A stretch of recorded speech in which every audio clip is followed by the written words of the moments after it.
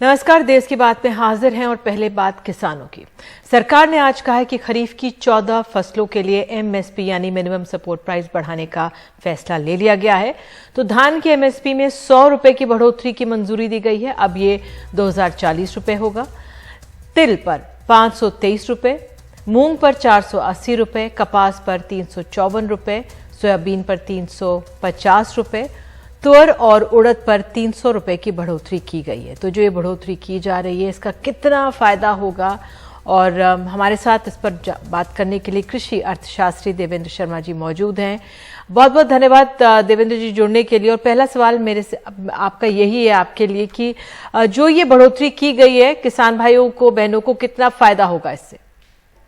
देखिए, इसमें तो कोई दो राय नहीं है कि इस बार जो बढ़ोतरी की गई है वो हमें जो दिख रही है वो स्पेशली जो पल्सेस हैं और ऑयल सीड्स क्रॉप्स हैं उसके लिए सरकार ने ध्यान दिया है कंपैरेटिवली, और वो बहुत इंपॉर्टेंट है। एक बात तो ये जाननी जरूरी है। दूसरी बात ये है कि किसानों का जो इस बात पे जो प्रतिक्रिया है वो ये है कि भाई किसान सोचते हैं कि जो पिछला गेहूं का भी प्राइस उनको जो मिला था वो सितंबर हुआ, जो गेहूं का दाम 2015 रुपए प्रति क्विंटल, और उसका जो अंत में जो मार्केटिंग हुई है वो भी उसी प्राइस पे हुई है, जबकि उस दौरान बहुत कॉस्ट बढ़ी थी। हम जानते हैं कि पेट्रोल के प्राइसेस, डीजल के प्राइसेस बढ़े थे, और साथ में हमने ये भी देखा कि फर्टिलाइजर के प्राइसेस भी बढ़े थे, उसके साथ लेबर की कॉस्ट भी बढ़ी है। तो वो जो पिछले सीजन का भी जो कॉस्ट ऑफ प्रोडक्शन जो बढ़ी है, यानी जो उनका जो टोटल कॉस्टिंग का जो कंपनसेशन होना चाहिए था, वो कहीं ना कहीं उस एंड प्राइस में नहीं नजर आया। और अभी जो सीजन शुरू होना है बल्कि अभी, और उस सीजन में हम देख रहे हैं कि ऑलरेडी क्योंकि मौसम की जो डिले है उसके करके लगता है थोड़ा बरसात का ये माना जा रहा है कि जैसे मानसून आएगा उसके बाद थोड़ा सा एक गैप रहेगा, और वो जो गैप है उसको भरने के लिए मुझे लगता है कि we have to be doubly alert. किसान चाहेंगे कि अगर इससे जो दाम है वो थोड़े से और भी अच्छे होते ताकि वो कहीं पिछला कवर अप किया जाए और अगले के लिए एक इंसेंटिव नजर आए किसानों के लिए। देवेंद्र जी, जो आपने एक अहम बात कही कि जो महंगाई बढ़ी है, जिस तरह से अगर हम डीजल की बात करें उसको ध्यान में रखते हुए, अगर थोड़ा पहले होता तो और बेहतर होता, लेकिन अब वो महंगाई इतनी बढ़ गई है, तेल, पेट्रोल, डीजल, बिजली, तमाम चीजों की, तो उसका मोटा फायदा कितना किसान ले पाएंगे इससे? देखिए, ये बहुत महत्वपूर्ण सवाल है, और इसका एक जो देखने का तरीका ये है कि जो कॉस्ट ऑफ प्रोडक्शन होती है ना, वो अलग अलग रीजन पे वेरी करती है। अब जो पंजाब की कॉस्ट ऑफ प्रोडक्शन है, या आप कंपेयर करेंगे बिहार, उड़ीसा या और स्टेट्स के साथ कंपेयर करेंगे, उनमें बहुत कॉस्ट ऑफ प्रोडक्शन में फर्क होता है। तो आपका जो ये कहना है कि भाई कितना कॉस्ट ऑफ प्रोडक्शन या लागत कितनी आएगी और उसके ऊपर कितना उसको मुनाफा मिलेगा, सरकार का कहना है कि 50% उन्होंने A2+FL पे दिया है। हालांकि ये एक तरह का एक मैसेज कन्वे करने की कोशिश हो रही है कि ये जो स्वामीनाथन कमीशन की रिकमेंडेशन थी जिसमें कहा गया था कॉम्प्रिहेंसिव कॉस्ट के ऊपर 50% दिया जाए प्रॉफिट, वो एक कन्वे करने की कोशिश ये हो रही है। कई सालों से हम देख रहे हैं कि भाई वो हम उसको पूरा कर रहे हैं, लेकिन ऐसा नहीं है। A2+FL के ऊपर दिया गया, यानी जो कॉस्ट ऑफ प्रोडक्शन, जो cost out of pocket expenses हैं किसान के और उसके साथ फैमिली लेबर है, उसको जोड़कर उसके ऊपर 50% का प्रॉफिट इस साल किसानों को दिया गया है। किसानों की डिमांड ये रही है, और जो प्रोटेस्ट में भी हमने देखा है, जो इतना लंबा प्रोटेस्ट हुआ था, उनकी डिमांड ये थी कि हमें कॉम्प्रिहेंसिव कॉस्ट के ऊपर 50% प्रॉफिट दिया जाए। ये अगर देखा जाए तो पिछले साल का जो सीजन था उसमें भी जो पैडी का प्राइस होना चाहिए था वो 2590 रुपए या 91 रुपए के आसपास प्रति क्विंटल बनता था कॉस्ट ऑफ प्रोडक्शन, अगर हम C2+50% देखें। तो ये एक जो डिबेट है ये तो रहेगी, लेकिन मुझे लगता है कि कम से कम हमें ये सोचना चाहिए कि हम किसानों का जो एडिशनल खर्चा जो हो रहा है, जो कॉस्ट जिस तरीके से बढ़ रही है, उसको हम कैसे एड्रेस कर पाए, पिछले सीजन का भी और ये सीजन का। बिल्कुल। और ये जो फर्टिलाइजर पे सरकार ने बोला है कि 2,10,000 करोड़ की सब्सिडी दी गई है, इसका भी फायदा मिलेगा किसानों को? ये राहत है इसमें, और कितने किसानों तक पहुंचेगी? देखिए, ये जानना भी बहुत जरूरी है कि चाहे ये राहत है किसानों को, लेकिन ये कॉस्ट ऑफ प्रोडक्शन के अंदर अगर हम इंक्लूड करते हैं तो वो तो कवर अप हो जाता है ना। मेरा मतलब सिर्फ कहने का ये है कि अगर सरकार राहत दे रही है तो वो कॉस्ट ऑफ प्रोडक्शन कम आती है, अगर वो राहत हटा देगी तो कॉस्ट ऑफ प्रोडक्शन बढ़ जाएगी। तो basically it is always a benefit for the consumer, ये हमें जानना बहुत जरूरी है। जबकि हम हर बार ऐसा दर्शाने की कोशिश करते हैं जैसे कि हमने किसान पे कोई एहसान किया, ऐसा बात नहीं है। ये तो बेसिकली उसके लिए रखा कि आपका अल्टीमेट जो प्राइस निकलता है वो कंज्यूमर को हिट ना करे, इसलिए हम ये सब सब्सिडीज देके उसको एक नियंत्रण में रखते हैं, which is okay, which is right. तो ये 2,15,000 का जो आपने ये बताया है कि सरकार का जो सब्सिडी का बर्डन बढ़ा है, हो सकता है इससे भी ज्यादा बढ़ जाएगा, क्योंकि आफ्टर ऑल हम देख रहे हैं कि जो वॉर है रशिया की और यूक्रेन से, क्योंकि वहीं से अधिकतर जो पेट्रोल प्रोडक्ट्स हैं और साथ में जो फर्टिलाइजर बेस्ड प्रोडक्ट्स हैं वहां से आते हैं, क्योंकि यूरिया का सबसे बड़ा प्रोड्यूसर रशिया है और डीएपी और पोटाश का जो हम अधिकतर मात्रा में इंपोर्ट करते हैं वो यूक्रेन रीजन से ज्यादा आती है। तो उसका इंपैक्ट तो हमारे ऊपर है। हालांकि सरकार का कहना है कि अब ये 6 महीने के लिए हमारे पास एडिक्वेट स्टॉक्स हैं और सब कुछ सिचुएशन नियंत्रण में है, लेकिन ये एक बहुत बड़ा इशू रहेगा क्योंकि प्राइसेस तो आने वाले दिनों में बढ़ेंगे। बिल्कुल बिल्कुल। चलिए, जो एमएसपी बढ़ाई है कुछ राहत तो किसान भाइयों को मिलेगी ही। बहुत बहुत धन्यवाद जुड़ने के लिए देश की बात में। और आगे बढ़ते हैं और अब हम बात करेंगे बिहार की। बिहार के समस्तीपुर में इंसानियत को शर्मसार करने वाले दृश्य सामने आए हैं। रिश्वत के लिए भीख मांग रहे हैं एक माता पिता। आरोप है कि अस्पताल के कर्मचारी बेटे का शव देने के लिए रिश्वत की मांग कर रहे हैं। सहयोगी मनीष कुमार हमारे साथ मौजूद हैं। मनीष, ये जो हृदय विदारक तस्वीरें हैं जो स्क्रीन पर नजर आ रही थी इस समय, माता पिता भीख मांग रहे हैं। सोशल मीडिया पे था कि पोस्टमार्टम के लिए कहा जा रहा है कि तुम 50,000 रुपए लाओ तभी बच्चे का शव, बेटे का शव देंगी। क्या खबर है, मामला क्या है ये? देखिए, मामला सिंपल सा है कि जो समस्तीपुर का जिला अस्पताल है वहां पर बिना पैसे का कोई काम नहीं होता और ये वीडियो वायरल हुआ है, इसलिए हम और आप इसकी चर्चा कर रहे हैं। अन्यथा अस्पताल में वो चाहे पोस्टमार्टम हो या इलाज, वहां पर जो स्वास्थ्य विभाग के कर्मचारी होते हैं उसमें अधिकांश कर्मचारी जो हैं वो कॉन्ट्रैक्ट के होते हैं, जिनको समय पर वेतन नहीं मिलता है, तो उन्हें लगता है कि मरीजों से जितने पैसे वसूली की जा सकती है वो किया जाए। इस मामले में ये वीडियो वायरल हुआ है और अब सिविल सर्जन की सफाई यह है कि इसमें कुछ कर्मचारी जो पोस्टमार्टम रूम के इंचार्ज हैं या अन्य लोग हैं वो दोषी हैं, उनके खिलाफ कार्रवाई की जाएगी। लेकिन आप कह सकते हैं कि ये जो वीडियो है, इस वीडियो के वायरल होने के कारण जो है पूरे स्वास्थ्य व्यवस्था की, बिहार के अंदर जो स्वास्थ्य व्यवस्था है उसकी पोल एक बार फिर से खोलकर रख दी है। हालांकि मैं आपको बता दूं कि राज्य सरकार पर इससे कोई असर नहीं पड़ता है। बिहार सरकार के जो स्वास्थ्य विभाग के प्रधान सचिव हैं प्रत्यय अमृत, उनके पास एक से अधिक कई और विभागों का भी जिम्मा है, जिसके कारण बहुत ज्यादा स्वास्थ्य विभाग के कामों में उनकी अब रुचि नहीं रहती है। स्वास्थ्य विभाग के मंत्री हैं मंगल पांडे, वो आजकल अपने सरकार के प्रधानमंत्री नरेंद्र मोदी के 8 साल में के कार्यक्रम में वो उनकी व्यस्तता रहती है। तो कोई ऐसा भी नहीं है कि राज्य सरकार जो है वो जग जाए या आप कहें कि इस मामले में कार्रवाई होगी, क्योंकि जो सिविल सर्जन हैं उन्हें कार्रवाई करना चाहिए। तो वो कह रहे हैं कि जिलाधिकारी जब आएंगे छुट्टी से लौटकर तो वो कार्रवाई करेंगे। लेकिन ये मैं आपको बता दूं, ये बिहार के हर अस्पताल, हर जिला अस्पताल हो या मेडिकल कॉलेज हो, वहां पर कमोबेश स्थिति यही रहती है। निधि, सिविल सर्जन है एसके चौधरी, वो कह रहे हैं कि ऐसे मामलों में कार्रवाई होनी है और होगी। सुन लेते हैं कि उनका कहना क्या है। ऐसे मामले में कार्रवाई तो करनी ही चाहिए। मुझे जानकारी नहीं थी, आप लोग के माध्यम से जानकारी हमको मिली है और हम उस पर तुरंत कार्रवाई करेंगे। ये तो मानवता को शर्मसार करने वाली बात है। इससे पहले भी उसके पहले भी इस तरह की घटना हुई थी जिसके लिए काफ़ी वीडियो वायरल भी हुआ था और हम लोगों ने कार्रवाई भी उस पर की है और कार्रवाई करके फाइल हम लोगों ने समानाने लेवल पे बढ़ा दिया है एडीएम डीएम साहब के यहाँ। वहाँ पे कार्रवाई जैसा होगा, वहाँ से जैसा निर्देश आएगा हम लोग उसका तुरंत अनुपालन करेंगे। इस पर कार्रवाई होनी तय है, इसमें कहीं कोई दो मत की बात नहीं है। कार्रवाई होनी ही चाहिए और होगी, मैं ये आप लोग को विश्वास दिलाता हूँ। तो मनीष, आपने सुना, ये डॉक्टर साहब कह रहे हैं कि कार्रवाई होनी तय है और पहले भी ऐसा मामला है, कार्रवाई हुई है। लेकिन वाकई में सोशल मीडिया में इस तरह की चीजें आ जाती हैं, तब जाकर हरकत में आते हैं लोग और बयान भी देते हैं। कितना असर होगा आपको लग रहा है इस खबर का सोशल मीडिया में आने के बाद?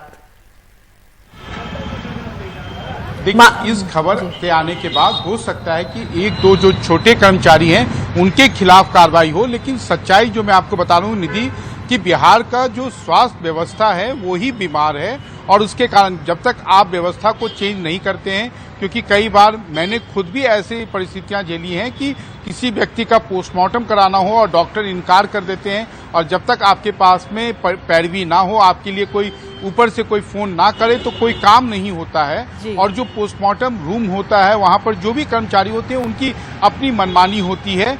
इस मामले में आप कह सकती हैं कि हाँ, सोशल मीडिया पर वायरल होने के कारण अब जो जिला प्रशासन है या वहां के सिविल सर्जन वो कार्रवाई करने के लिए मजबूर हैं, लेकिन वो होगा वही ढाक के 3 पात। आने वाले दिनों में भी आपको बिहार के स्वास्थ्य व्यवस्था की खामियों को उजागर करते ऐसे वीडियो से रूबरू होना होगा, और देखिएगा कि दावे किए जाएंगे लेकिन ऐसा कुछ परिवर्तन होने वाला नहीं है। निधि, मनीष, आप हमारे साथ जुड़े इसके लिए बहुत बहुत शुक्रिया, और उम्मीद करते हैं कि इन माता पिता को उनके बेटे का शव जल्द से जल्द मिल जाए।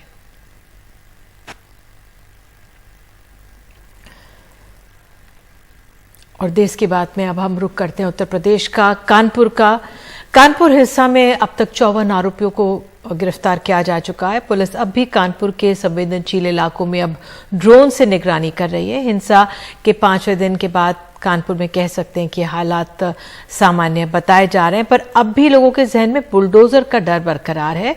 हमारे सहयोगी सौरभ शुक्ला, आलोक पांडे की रिपोर्ट।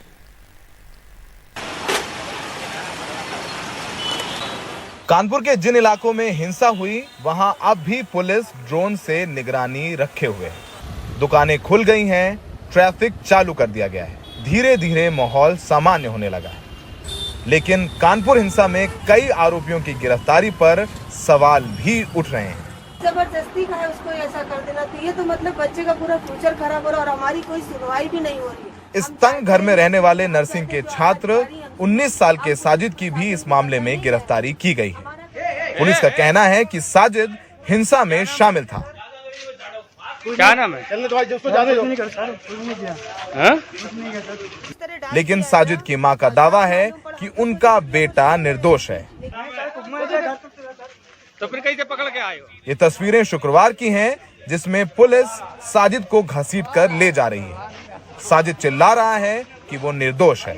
हमारा बच्चा हो या कोई भी, अगर दंडनीय है तो उसको दंड दिया जाए, अगर नहीं है तो पुलिस कमिश्नर साहब से हमारा बार बार यही कहना है कि आप अपनी दृष्टि बना रखें और किसी बेगुनाह को ऐसी सजा न दें। कानपुर के इस क्षेत्र में हिंसा हुए अब 5 दिन हो गए हैं। जुम्मे की नमाज के बाद यहाँ हिंसा हुई थी पिछले हफ्ते। अब यहाँ शांति है, अगर आप देखें ट्रैफिक भी चल रही है, दुकानें भी खुली हुई हैं, लेकिन जो लोग हैं उनमें कुछ चिंता ज़रूर है कि आगे कुछ दिनों में क्या होगा। सवाल ये भी उठ रहा है कि क्या आरोपियों के घरों और जिन इमारतों से पत्थरबाजी हुई वहां बुलडोजर चलाया जाएगा। सूत्रों के मुताबिक इन इमारतों के कागज खंगाले जा रहे हैं, ये पता करने के लिए कि ये बिल्डिंगें वैध तरीके से बनाई गई हैं या अवैध तरीके से बनाई गई हैं। कानपुर प्रशासन ऐसी 100 इमारतों की सूची तैयार कर रहा है जिन पर बुलडोजर चलाने की तैयारी है, लेकिन कानपुर के शहर काजी ने साफ कर दिया है कि अगर बुलडोजर चला तो उसका पुरजोर विरोध होगा। वो नवैयत दूसरी थी, यहाँ की नवैयत शहर की दूसरी है। अगर इस तरह की कोई कदम उठाए गए तो फिर सर पे कफन बांध के लोग निकल भी आएंगे मैदान में। ज़्यादा दिन इंतजार नहीं कर पाएंगे। अब ज़्यादती की इंतहा, सब्र का इंतहा हो रही है। अगर यही मतलब होना है तो फिर ठीक है, वो हम कानून को तो तोड़ते नहीं, ना कानून को भी तोड़ा हमने, लेकिन ये तो हमें हक है कि ठीक है भाई, हम मरने के लिए निकले आ रहे मानो। वहीं कानपुर पुलिस ने संतुलन बनाते हुए सोशल मीडिया पर पैगंबर मोहम्मद के बारे में भड़काऊ पोस्ट डालने वाले बीजेपी नेता हर्षित श्रीवास्तव को गिरफ्तार कर जेल भेज दिया है। पत्थरबाजी दोनों तरफ से हुई थी, हिंदुओं की तरफ से भी पत्थरबाजी हुई, लेकिन शुरुआत मुसलमानों की तरफ से हुई क्योंकि वो जबरदस्ती दुकानें बंद करा रहे थे। लेकिन पीछे दिन नुपुर शर्मा इनकी गिरफ्तारी नहीं हुई है, तो गिरफ्तारी वहां भी दोनों तरफ से होनी चाहिए, तभी सबका साथ, सबका विकास और सबका विश्वास निकल करके सामने आएगा। दिल्ली से सौरभ शुक्ला, एनडीटीवी इंडिया। और बात अब दिल्ली की। दिल्ली के जहांगीरपुरी इलाके में एक बार फिर से 2 गुटों में पथराव हुआ है और कई गाड़ियों में तोड़फोड़ हुई है। हालांकि पुलिस का कहना है कि यह सांप्रदायिक मामला नहीं है, क्योंकि हाल ही में इस इलाके में सांप्रदायिक हिंसा हुई भी थी। जहांगीरपुरी के जे और आई ब्लॉक में मंगलवार रात करीब 1 घंटे तक पत्थरबाजी हुई, कई गाड़ियों में तोड़फोड़ हुई। आरोप है कि पुलिस 1 घंटे बाद पहुंची, तब तक बलवाइयों ने जमकर उत्पात मचाया। 10:30 बजे की बात है, यहाँ पे लड़के आए थे, आधे 12-13 जने उधर से थे, यहाँ से 13-14 यहाँ से। तो वही पत्थरबाजी हुई थी। पहले तो पत्थरबाजी वहाँ से चालू हुई आई ब्लॉक से, वो यहाँ पे आते जे ब्लॉक पे, तो यहाँ पे पुलिस आ जाती तो वहीं पे खत्म हो जाती आई ब्लॉक में लड़ाई। फिर तलवारें चालू हुई, फिर तलवार भी थी उनके हाथ में, खंजर भी थे, पत्थरों से फेंका तो कार पे लगी है हमारी। पुलिस के मुताबिक जहीर नाम के शख्स का कुछ दिन पहले शुएब और समीर से झगड़ा हुआ था। वो दोनों की तलाश में यहाँ आया और फिर दोनों पक्षों में जमकर पथराव हुआ। पुलिस के मुताबिक ये कोई सांप्रदायिक मामला नहीं है। केस दर्ज कर 2 आरोपियों को गिरफ्तार कर लिया गया है। बाकी आरोपियों की तलाश जारी है। कल इंक्वायरी के दौरान पता पड़ा कि 2 दिन पहले 2 ग्रुप्स का आपस में झगड़ा हुआ था। एक ग्रुप में मोहम्मद शोएब और मोहम्मद सामिर और दूसरे ग्रुप में मोहम्मद जाहिर और मोहम्मद मुन्ना का आपस में झगड़ा हुआ था, जिसकी वजह से दूसरा ग्रुप मोहम्मद मुन्ना और मोहम्मद जाहिर अपने कुछ दोस्तों के साथ आई ब्लॉक जहांगीरपुरी पहुंचे थे दूसरे ग्रुप को ढूंढने। जब वो नहीं मिले तो नशे की हालत में उन्होंने कुछ पत्थर फेंके। इसमें किसी को भी किसी प्रकार की इंजरी नहीं आई है और न ही इसमें कोई कम्युनल एंगल है, क्योंकि दोनों ही ग्रुप सेम समुदाय को बिलोंग करते हैं। आए दिन हो रहे पथराव और हिंसा से लोग खौफजदा हैं। इतना माहौल खराब हो चुका है, आए दिन पत्थरबाजी होती है यहाँ पर, आए दिन आग लगा दी जाती है गाड़ियों के अंदर। और जिसकी गाड़ी डैमेज हुई है, अब कई गाड़ियाँ ऐसी डैमेज हुई हैं जिन्होंने गाड़ी हटा भी ली अपनी यहाँ से। अच्छा। जिनका बेवजह में नुकसान हुआ है। अब हमारी स्कूटी को देखो आगे से डैमेज कर रखा है। पुलिस अब इलाके की निगरानी कर रही है। हाल ही में हुई सांप्रदायिक हिंसा की आग से जहांगीरपुरी इलाका अभी तक नहीं उभरा है कि पत्थरबाजी की इस घटना ने एक बार फिर से लोगों के मन में खौफ पैदा कर दिया है। हालांकि पुलिस का दावा है कि ये मामला सांप्रदायिक नहीं है, लेकिन फिर भी लगातार इलाके की निगरानी की जा रही है। नई दिल्ली से कैमरामैन मोहम्मद मुरसलीन के साथ मैं मुकेश सिंह, एनडीटीवी इंडिया। और देश की बात में आगे 16 साल के बच्चे ने मोबाइल गेम ना खेलने देने पर मां को गोली मारी, फिर बनाई मनगढ़ंत कहानी।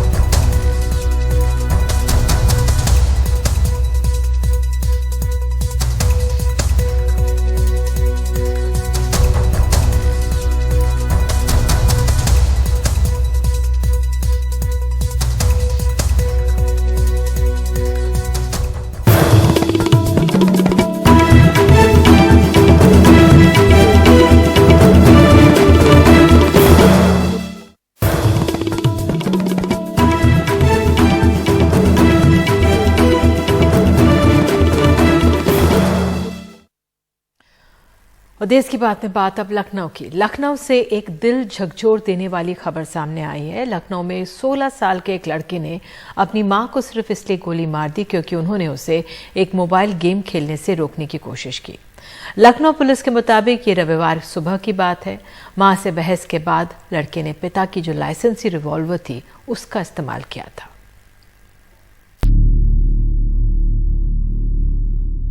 लखनऊ की इस महिला को उनके 16 साल के बेटे ने गोली मार दी, बस इसलिए कि उन्होंने बेटे को मोबाइल फोन पर एक गेम खेलने से मना किया था जिसकी उसे लत लग चुकी थी। लखनऊ पुलिस के मुताबिक ये शनिवार रात की घटना है। लखनऊ के बाहरी इलाके में ये इस घर का मामला है। रिवॉल्वर लड़के के पिता का था जो किसी और राज्य में पोस्टेड है।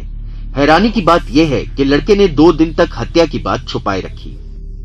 पहले उसने अपनी मां के शव को घर में छुपाए रखा और 9 साल की बहन के साथ भीतर ही रहा। उसे धमकी दी कि वो शोर न मचाए या किसी को फोन न करे। पुलिस के मुताबिक बदबू दूर करने के लिए लड़का रूम फ्रेशनर इस्तेमाल कर रहा था। जब बदबू असहनीय हो गई तो बेटे ने पिता को फोन किया और कहानी गढ़ी के घर में काम करने आए एक इलेक्ट्रीशियन ने मां को गोली मारी है।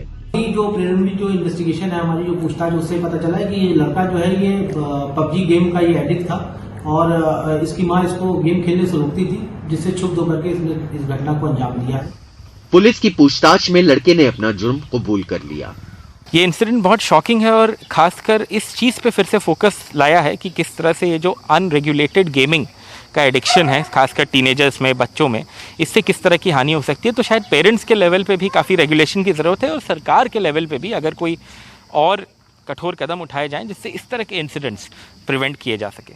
कैमरा पर्सन राजेश गुप्ता के साथ आलोक पांडे, एनडीटीवी इंडिया।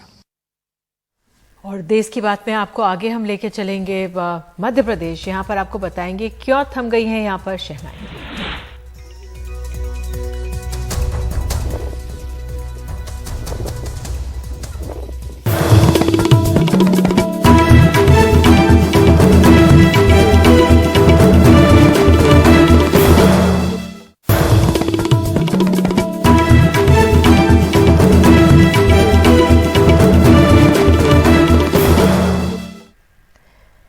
तो बात अब मध्य प्रदेश की। मध्य प्रदेश में त्रिस्तरीय पंचायत चुनाव का बिगुल बजने के साथ ही सामूहिक विवाह और निकाह की जो शहनाई थी वो बजनी बंद हो गई है।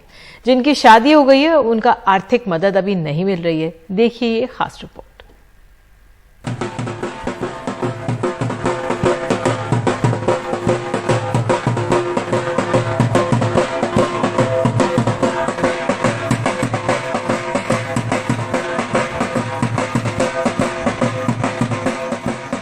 एक जून को खरगोन जिले में मुख्यमंत्री कन्या विवाह निकाह योजना में 892 जोड़ों का ब्याह होना था, लेकिन चुनावी बिगुल बजा, शहनाई थम गई।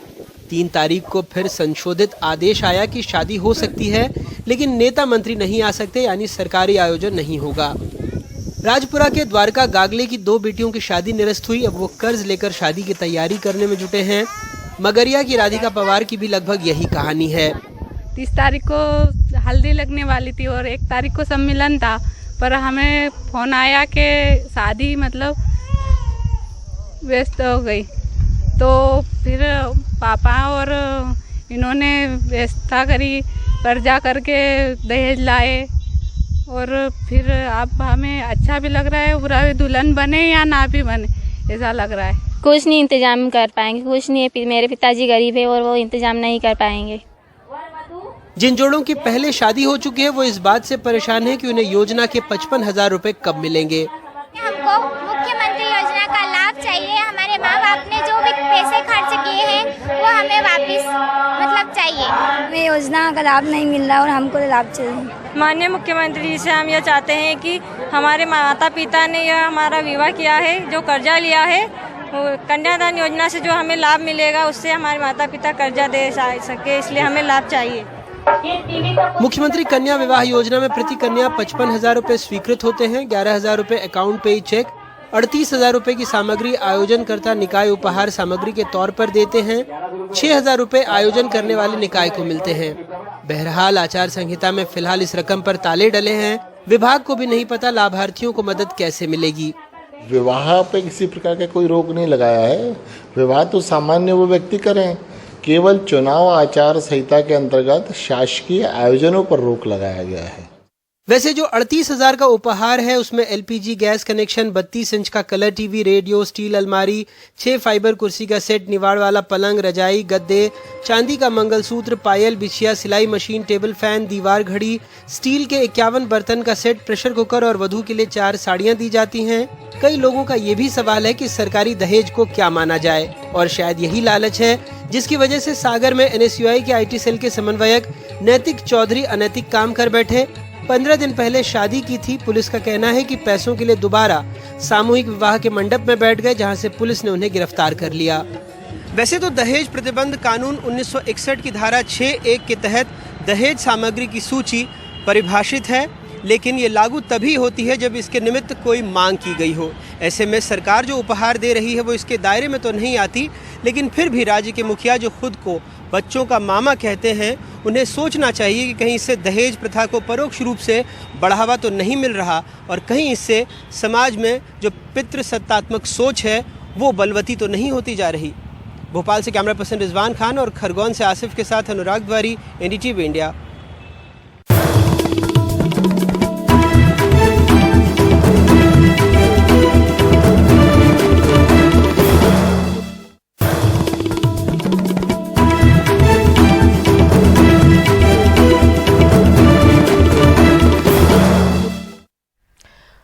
RBI ने रेपो रेट 50 बेसिस पॉइंट और बढ़ाकर 4.90% करने का ऐलान कर दिया, और इस फैसले से बैंकों में कर्ज लेना और खरीदना, जो घर खरीदना है, और महंगा हो जाएगा।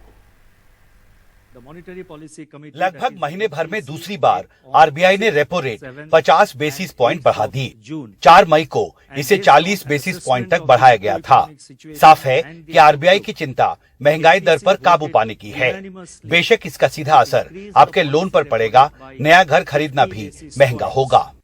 We will remain focused on bringing down inflation closer to the target and fostering macroeconomic stability. The Monetary Policy Committee, that is MPC, met on 6th, 7th and 8th of June, and based on an assessment of the macroeconomic situation and the outlook, the MPC voted unanimously to increase the policy repo rate by 50 basis points to 4.90% with immediate effect. RBI governor ने आशंका जताई है कि मौजूदा वित्तीय साल के पहले 9 महीनों में महंगाई दर 6% के ऊपर रहने का अनुमान है, यानी आम लोगों को महंगाई का बोझ लंबे समय तक झेलना पड़ेगा। आरबीआई गवर्नर ने कहा, अगर मॉनसून अनुमान के मुताबिक सामान्य रहा और कच्चे तेल की औसत कीमत $105 प्रति बैरल रही तो 2022-2023 में महंगाई दर 6.7% रहने का पूर्वानुमान है। महंगाई दर में करीब 75% हिस्सा फूड इन्फ्लेशन का है। मौजूदा साल में जीडीपी की विकास दर 7.2% रहने का अनुमान है। राज्य सरकारें अगर पेट्रोल डीजल पर वैट घटाती हैं तो महंगाई को नियंत्रित करने में मदद मिलेगी। Reserve Bank of India has taken the steps which are needed for the economy, and as we have noted in the past since morning, and there are domestic challenges and more are larger ones are there in the global scenario. So these actions are a combination of that. So whatever it takes for monetary authorities as well as fiscal authorities, those actions are being taken. रूस Ukraine युद्ध को लेकर बढ़ती अनिश्चितता के बीच petroleum मंत्रालय की ताजा रिपोर्ट के मुताबिक क्रूड ऑयल की इंडियन बास्केट की कीमत 7 जून 2022 को बढ़कर $118 प्रति बैरल तक पहुंच गई। बुधवार को पॉलिसी रेपो रेट में 50 बेसिस पॉइंट की बढ़ोतरी के साथ ही आरबीआई ने पिछले करीब 1 महीने में पॉलिसी रेपो रेट में 90 बेसिस पॉइंट की बढ़ोतरी की है। जाहिर है महंगाई से निपटने की चुनौती बड़ी हो रही है और आने वाले दिनों में रूस और यूक्रेन के बीच युद्ध की वजह से अंतर्राष्ट्रीय तेल बाजार में कच्चा तेल अगर और महंगा हुआ तो आरबीआई और भारत सरकार को हालात को नियंत्रित करने के लिए और बड़े स्तर पर हस्तक्षेप करना होगा। दिल्ली से हिमांशु शेखर, एनडीटीवी इंडिया। और इसी खबर के साथ देश की बात में आज के लिए इतना ही। नमस्कार।